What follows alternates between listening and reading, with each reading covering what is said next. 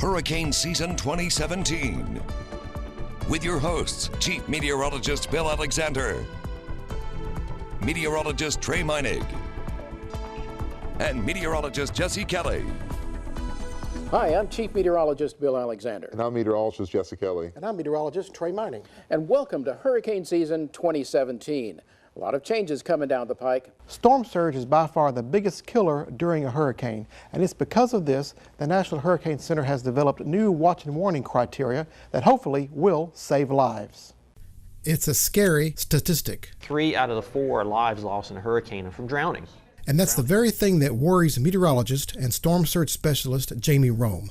Rome and his team at the National Hurricane Center have seen this trend increase throughout the last several years.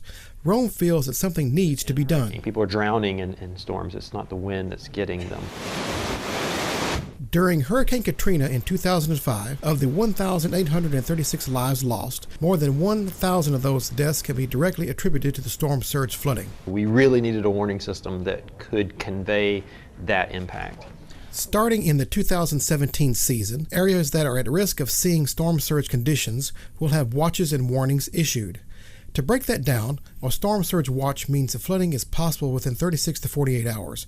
A warning, the more severe, means that there's a high probability of storm surge flooding to occur within 36 hours. When a storm surge warning is issued, it's serious. Your life could be at danger unless you evacuate. It's going to be very hard to avoid or not know that you're under a storm surge warning. All broadcast media, social media, smartphone apps, and the emergency alert system will warn people of this impending danger. Storm surge, of all the hazards that we warn on the Weather Service, has the greatest potential to take the largest number of lives in a single day. These new storm surge watches and warnings can help reduce the high loss of life caused by the storm-related flooding, but only if you take them seriously and act. Every year during hurricane season, we give you the latest information on the location of specific storms, their latitude, their longitude, and on this graphic you can see the latitude and the longitude specifically identified here, but also look at the graphic. It tells you where the storm is from latitude and longitude, the intensity of the storm, the direction of motion, in this case north at 15 miles an hour, and the core pressure of the storm, giving an idea about the intensity of this storm. What do you do with this information? Well, you use your hurricane tracking guide and you extend it back into this area and find your latitude and your longitude, and you plot the latest location, and you can write out the intensity of the storm. And in subsequent plottings, you'll get the direction of motion and notice where the place at risk for landfall is. Now, what about the 2017 hurricane names? Here they are. Now, already we have seen Tropical Storm Arlene. When did you see that? Early May in the far North Atlantic. What comes after that? We've got Brett, Cindy, Dawn, Emily, and you can read the names because even though this is expected to be a subpar season, it only takes one to hit the Texas Gulf Coast and to affect you. Here are your names of the 2017 hurricane season storms.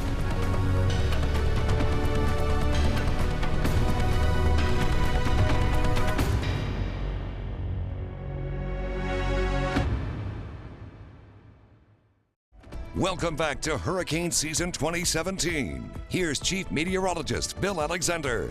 The recent launch of a new weather satellite has given us in the meteorological community a lot of reason to celebrate. Now the most powerful observation improvement in years. I'll give you an idea about how this new satellite will come in handy, especially when it comes to hurricanes. 3, 2, 1. And liftoff of NOAA's GOES-R, America's most advanced weather eye in the sky. That's the sound of meteorological history being made back in November of 2016.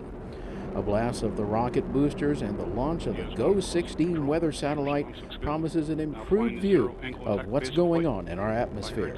GOES-16 is like going from standard definition to high definition. Meteorologist Bill Line with the National Weather Service has been working with the data GOES-16 has been sending back.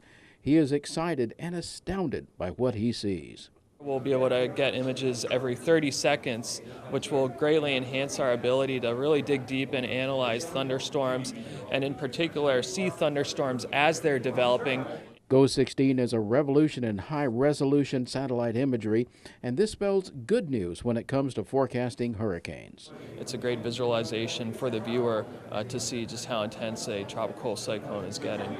The new GO-16 Lightning Mapper feature will help meteorologists determine a storm's strength.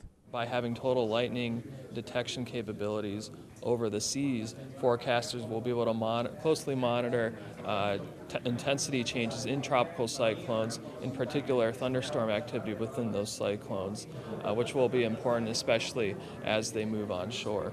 Intensity forecasting of storms will improve with the GO-16 satellite. That the most helpful aspect for GOES-R in terms of tropical forecasting will be in identifying the low-level circulations and center fixing. Better center fixing means here in the Weather Center, we can predict the path of a tropical cyclone, which should improve evacuation times. It really will revolutionize weather forecasting in the United States. The potential tropical cyclone advisory is a new tool that will help in the early prediction of hurricanes.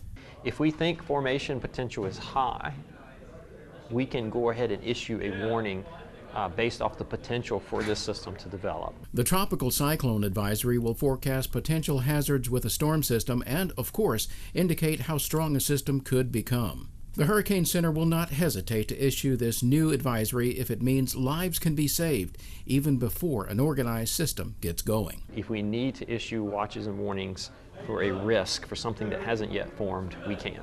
With a potential tropical cyclone advisory in place for 2017, it will certainly increase the forewarning to get people out of harm's way. No matter how many storms Rome and his team track, one thing he says stays the same. I worked at the Hurricane Center for over 15 years now, so I've seen a lot of landfalls, and in every case, every single case, no matter where it is, no matter what part of the country or in other countries, the residents that prepare in advance almost always do so much better than those that don't.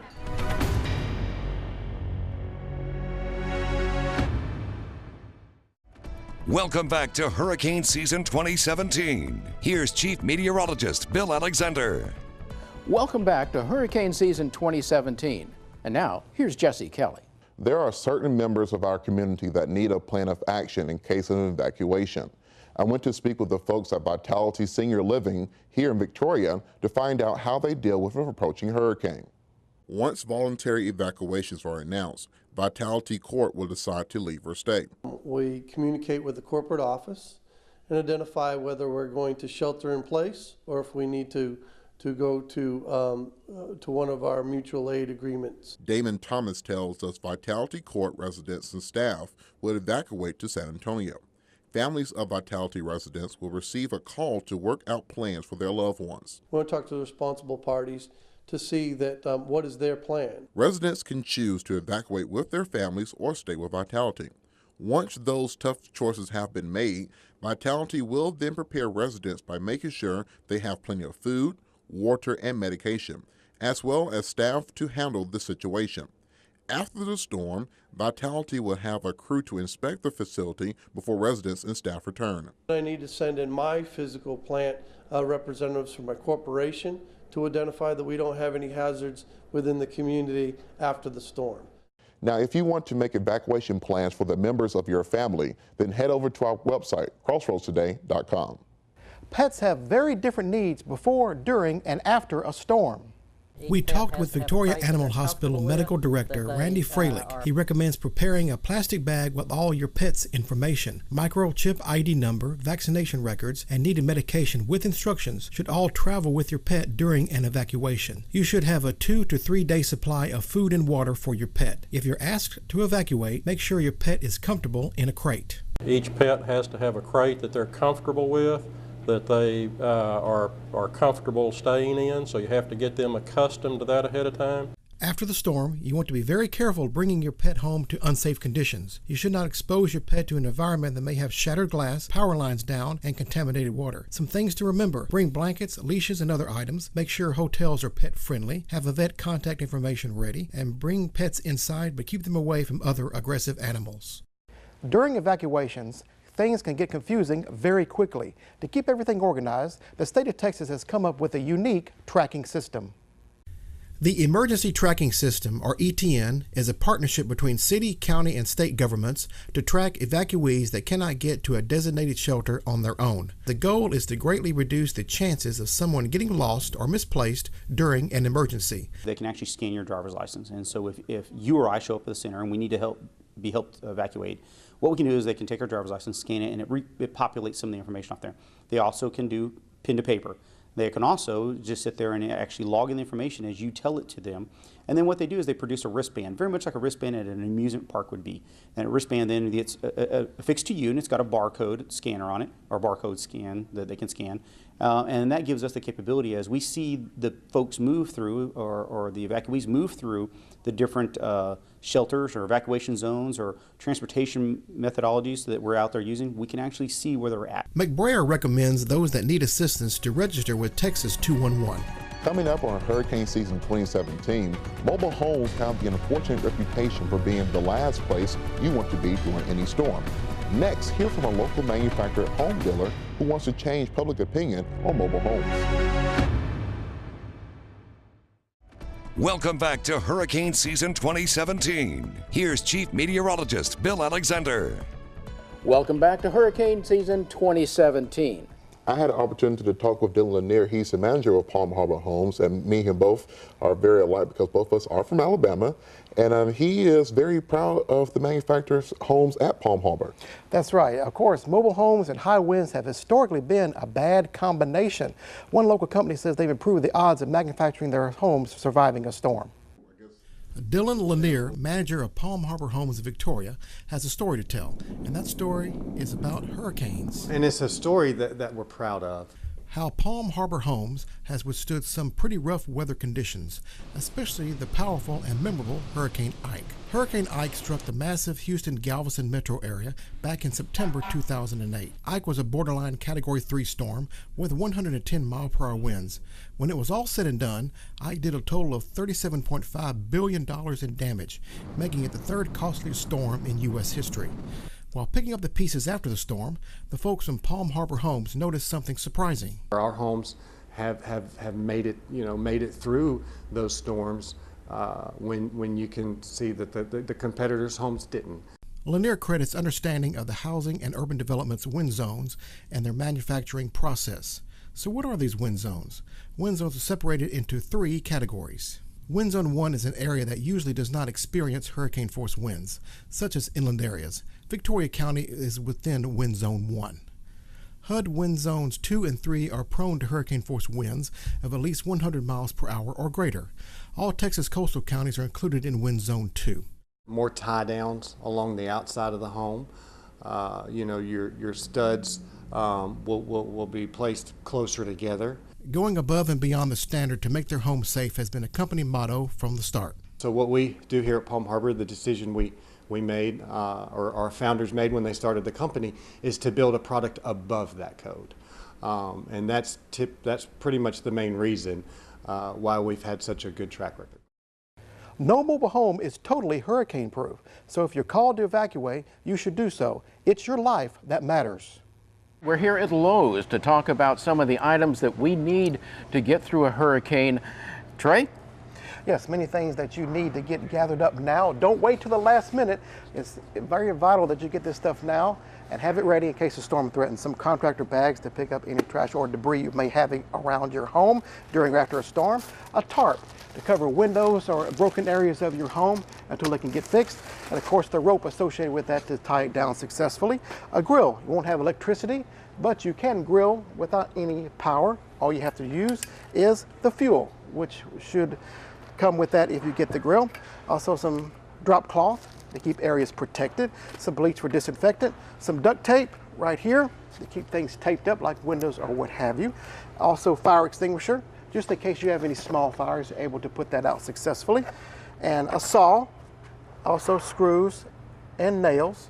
Anything else, Bill? Absolutely. Along with the basic tools, you need a more advanced toolkit for those emergency repairs. And while you're at it, let's go ahead and get a power generator. A power generator can run not the whole house, but the essentials, including a one-room air conditioner. Heat and humidity are stifling after such a landfalling event. Obviously, you need the fuel to go with it and run that power generator. Well, you also have a lantern to give essential light where you don't have the power going on there. A chainsaw to clear debris like a downed tree. And also, don't forget a health kit. This is your emergency first aid kit. It's going to be essential along with water. And don't forget your bug repellent. These are the basic items that you can get through a landfalling hurricane. Get them right here at Lowe's. Don't wait till the last minute. Get the materials now. Batteries are essential tools to power devices in your home. Calvin Simpson, manager with Interstate Batteries in Victoria, says alkaline batteries are basic batteries that can power flashlights and lanterns. People who own battery-powered generators should check the battery life before a storm enters the Gulf.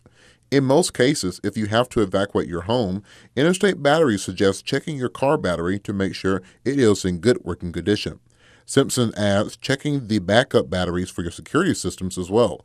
Taking these simple steps can help you determine the life of batteries, which are essential to power devices in and out of your home. So I figure if you have a good week supply, you may want to run your lights through a test. Just turn them on, let them go for 6-7 hours, see how long those batteries last. Lumber is a big necessity when it comes to protecting your home from a hurricane. The plywood will protect your home from the strong winds, which could shatter your windows.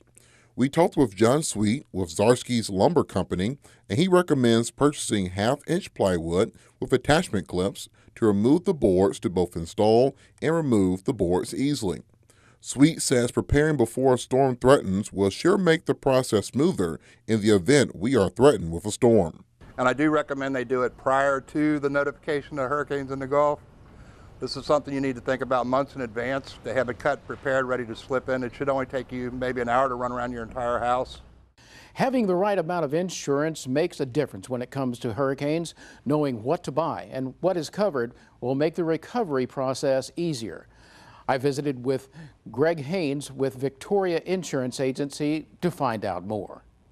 When purchasing insurance, time is of the essence. Generally, you can't buy it if there is a hurricane in the Gulf. Most people are unaware of the many details regarding their policy. For example, residents who live in coastal areas like Calhoun, Aransas, and Matagorda counties have homeowners policies that do not include coverage for wind and hail damage. However, you can purchase wind and hail coverage through the Texas Windstorm Insurance Association. If you live further inland, for example, Victoria, Goliad, or Jackson counties, your homeowner's policy will cover wind and hail damage, but for flooding, flood insurance must be purchased separately from your homeowner's policy. However, it does come with one condition. Generally, it's going to be $30 if you buy it through FEMA. If you can get it on the private market, they've gotten it down to where a lot of carriers are 10 days now. A lot of policies today will depreciate for the roof. In other words, they won't buy you a new roof. So if your roof was 15 to 20 years old, they may pay you half of what it's going to cost you to get a new roof. Knowing what you need to protect your home completely is critical and could save you money after the storm. Next, I take a trip to DTAR to find out how the hospitals handles evacuating the sick. Back after this. Welcome back to Hurricane Season 2017. Here's Chief Meteorologist Bill Alexander. Welcome back to Hurricane Season 2017. And once more, here's Jesse Kelly. In the case of emergency, hospitals must make decisions that will be in the best interest of the community and their patients. We visit DTAR Hospital to find out what they are prepared to do in case of a hurricane evacuation. We have to do what's safest for our patients, and then also, though, we have to still take the needs of the community into consideration. When a storm enters the Gulf, DTAR Hospital begins talks with its partners at the Victoria County Emergency Management. DTAR also collaborates with partner hospitals in case they need to move patients further inland away from Victoria. We have several facilities in Pleasanton, up around the Austin area, and then up around Houston. There are many options for patient evacuations. If the patient is well enough, they can go home with family members. We will start to make those arrangements and with their loved ones so they can come and pick them up in plenty of time. Next, DTAR will get a count of how many patients will need to be moved to partner hospitals further inland. Melinda Griffin, Trauma Program Manager, says DTAR can send staffers along with those patients if need be. It's also what's best for the patient because our nurses are familiar with those patients and they know because they've been taking care of them. The storm is gone and the task of getting back to normal begins. One of the first steps is restoring electricity. We do understand you're going to be uncomfortable. Trying to adapt to South Texas heat and humidity when power is out is not easy. Omar Lopez with AEP Texas urges everyone to be patient. Now, it's important to remember that especially when you're dealing with trees and down power lines in densely populated areas, especially in neighborhoods, it's going to take a little longer to get those trees out of the power line safely and restore those power lines, restore electricity to those areas. Remember to use caution when using candles, lanterns, and generators. Never leave any of these burning or running while you're asleep or if you leave your home.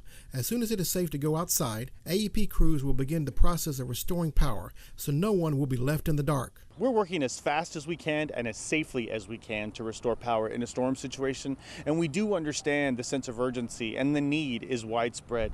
So when you see our guys working, just know that we're going to work around the clock to make sure that we keep the lights on. Lopez also wants to remind everyone that if you see a downed power line, stay away from it and contact AEP or your local authorities.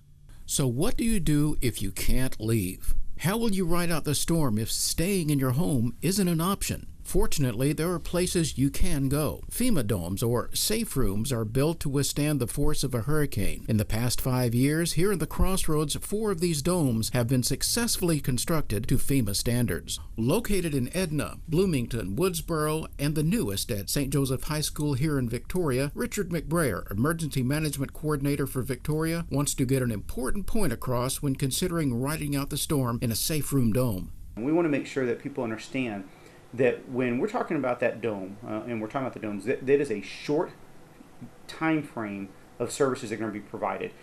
To be clear, there will not be supplies. You are advised to bring your own supplies. Once an evacuation is called, shelters will be set up in the San Antonio area for those that choose to evacuate. These shelters will have food and supplies as opposed to the safe room. If you choose to remain in one of the area's safe rooms after the storm, McBrayer says you will be on your own. But if the worst happens and your home has been destroyed, the state of Texas will work with those people in order to provide a more long-term shelter. As always, knowing what to do before a storm strikes is key to survival. Next, how can you help during a disaster? When becoming a Red Cross volunteer is most beneficial. Welcome back to Hurricane Season 2017. The Red Cross is always in need of volunteers to help out in the community. According to the American Red Cross webpage, volunteers make up 90% of the total workforce at the Red Cross. During a natural disaster, the need for volunteers to help out within the community increases.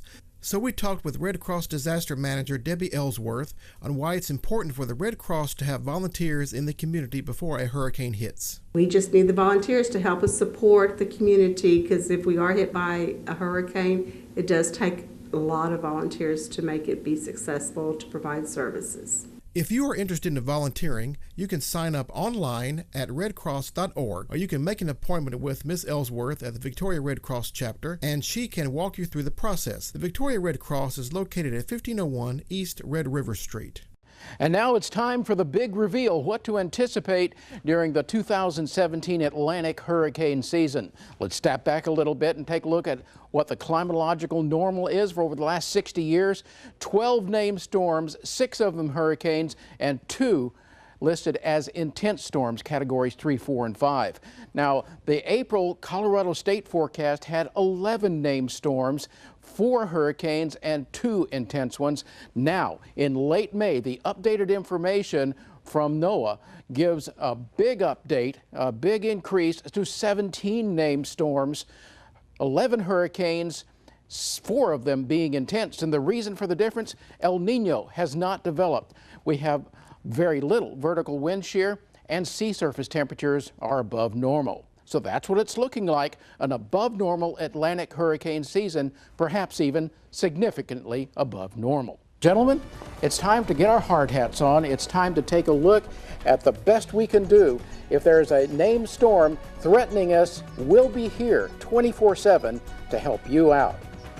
Any comments? The most important thing, be ready. Even if it's under normal season, you need to be on top of the situation. Get your supply kit ready now. Know what you're going to do if you need to evacuate. And keep this in mind, because it just takes one to make it an active season for us. And most importantly, have a plan. Have a plan. Thank you for your time. We'll be here for you.